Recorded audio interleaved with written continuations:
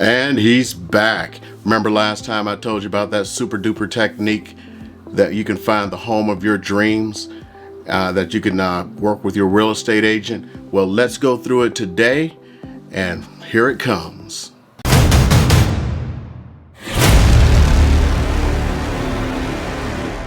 Hey everybody, it's Eric out here in Las Vegas giving you some advice on real estate and everything else, including living in Las Vegas. And if you love what you've been seeing lately, I want you to go ahead and click that subscribe button and smash that like button and leave me a comment. Let's go ahead and get that YouTube algorithm percolating and get things moving here. So let's go ahead and get to the show. Last time I promised I was going to show you some techniques that's going to get you the home of your dreams in this low inventory model. Right now we're down to about 2 weeks of inventory here in Las Vegas, and throughout the country and even Canada I'm starting to see it's just as bad. It doesn't get any better. So I'm going to tell you a few techniques that you can use to go ahead and get that home that you desire, instead of just going through the MLS, because that home may never appear there. There may be sellers out there who are looking to sell and just need the motivation to be pushed. So let's go ahead and talk about some of these. Now, these techniques require work. Now, every once in a while you run across folks in the real estate game who play this little game of, oh, I don't want to sign your paperwork. I want to work with the realtor who finds me the house and all this stuff. That's great. Continue to do what you're doing if you're one of those folks, because these things require dedication and commitment. Your real estate agent needs to be committed to you, and you need to be committed to your real estate agent, because this isn't some, let's go look at the MLS and see what's there. This one requires work, but these are things that work. Number one, pen and paper. See this? Pen. In reality, that's a metaphor for using your computer. You're going to type a letter out. Your real estate agent needs to send this to everyone in the neighborhood that you want to live in. So you want to live in the Shadow Hills neighborhood. I'm making things up. Well, why don't you send a letter to people in the Shadow Hills neighborhood that says, I have a client who wants to live in Shadow Hills who is ready to buy. Well, real estate agents send these letters out all the time, and a lot of times it's bull. So people know that. Some people, they'll actually be entertained and may call the real estate agent up. You may get something. But you really want to get somebody off the fence? It needs to be more serious than that. This has to go beyond that. This one is research. Real estate agent needs to go and find out who is the most likely to sell. Did you know there are ways to do that? Now, I'm not going to go into those top secret ways for you. If you're in the Las Vegas market, I can have a conversation with you. So Las Vegas, North Las Vegas, Henderson, let's have a conversation. If you're outside the market, maybe we could have a conversation, maybe texting back and forth. Let's not waste too much time on the phone. But there are some techniques where you can find out who is the most likely to sell. Oh. So you just go through that. Even just real estate agents go to their title company and just look through parameters. Who's lived in their house more than 5 years? Who has a certain loan to value ratio? Things like that. And they can pull that information, so they now have that. Who's owner occupied? Which of those houses are leased out? You can look and figure out, because according to where you're at, things are done differently around the country, but here in Las Vegas, most homes that are leased out through real estate agencies. So they're known as property managers, and it's in the MLS, just like if you're buying or selling a house. So you could go in there, figure out who leased a house at a certain period of time and their lease is coming up. You can contact the owners and say, hey, I know you have a lease coming up. Is your renter going to stay? Are you going to put it back on the market? Or you've been thinking about selling? I have a buyer for you. Let's get deeper. Ready for this one? This one gets deep. This is why it takes a commitment, because of all the research that has to be done. And in today's market, your agent's probably going out showing houses all day long, writing offers. They don't have time to do all this research unless somebody's committed. Okay? This is commitment. Write an offer for the homes you want to be in. Okay, you've done the research.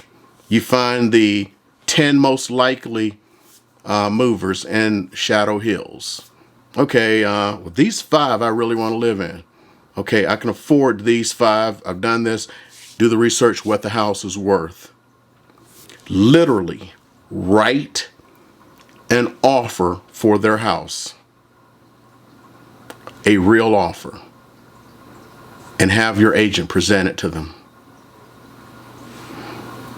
That's deep. And if they are really thinking about it and there's a good chance of them moving, that's a lot better than just blindly sending out mail. Sometimes that's fake. I have a buyer who's looking in your neighborhood. I mean, every once in a while I get these calls from other agents. I have a buyer looking for a home in your neighborhood. Have you thought about selling? Well, what kind of house are they looking at? They're looking at something that's nowhere near around here.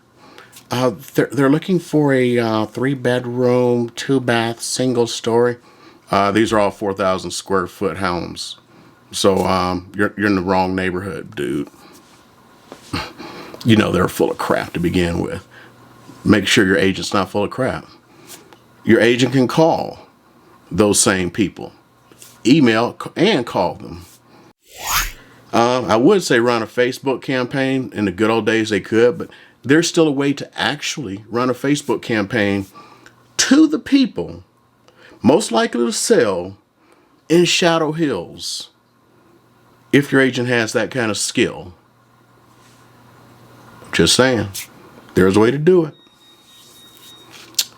Oh, what else can you do? Well, let's see. You've email. Oh yeah, that's one. You can email them with that same offer. And we were talking about, you're pounding them now. You're emailing them. You're calling them. You're mailing them. They're on Facebook. You can target them on Instagram. Facebook may have made a lot of changes, but there's still ways you can target folks. You got to read deep into what you can and cannot do. There are ways not around it. I'm not saying getting around stuff, because the reason this was done was because of fair housing. But there are ways to still target the people you need. Have your agent do that. Reach out, find out, especially if you're here in Vegas. I know how to do these things, but remember, commit it, because I'm sorry, I'm spending every day looking for houses. I don't have time to just entertain you with hours of giving up stuff like that. Okay. Some other things you can look at. You can look at going back in the MLS for all the homes that have expired. And I don't just mean just expired. I mean expired 6 months ago, last year, 2 years ago, 3 years ago. Finding out if they've relisted, if they've rented them out. They may still be there and they had a desire, and there's a reason they tried to sell and couldn't sell 3 years ago, where now they want to take advantage of the market. Definitely reach out to those folks. Definitely write an offer for their house. None of this, have you thought about selling your house in today's market? No. I saw you tried to sell your house 2 years ago. I have a client who cannot find a house in Shadow Hills, and here is an offer for your home. Would you like to take it? These are techniques that are going to help you get a house Again, this can't be playing around. This isn't the stuff that you do when you're trying to ask for closing costs. Yeah, that's done right now. Wait until this comes over before you think about closing costs.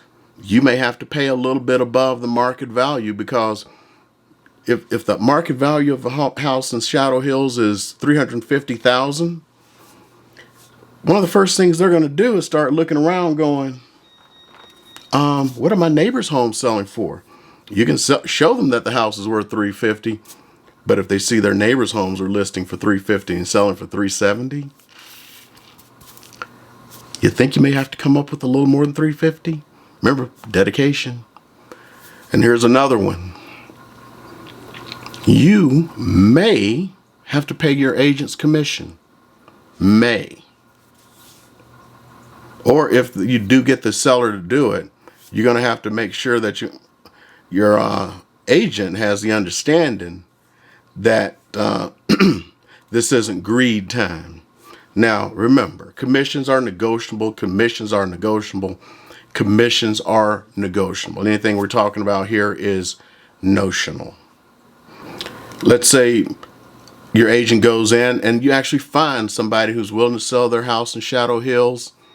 That agent starts sticking their lips. They're going like, it's $350,000. What is 6% of $350,000? Ooh, I'm going to make some money.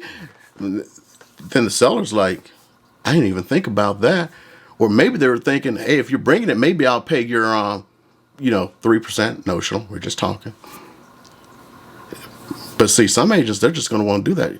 They need to understand up front, if the seller is willing to pay that 3%, especially to keep you from doing it,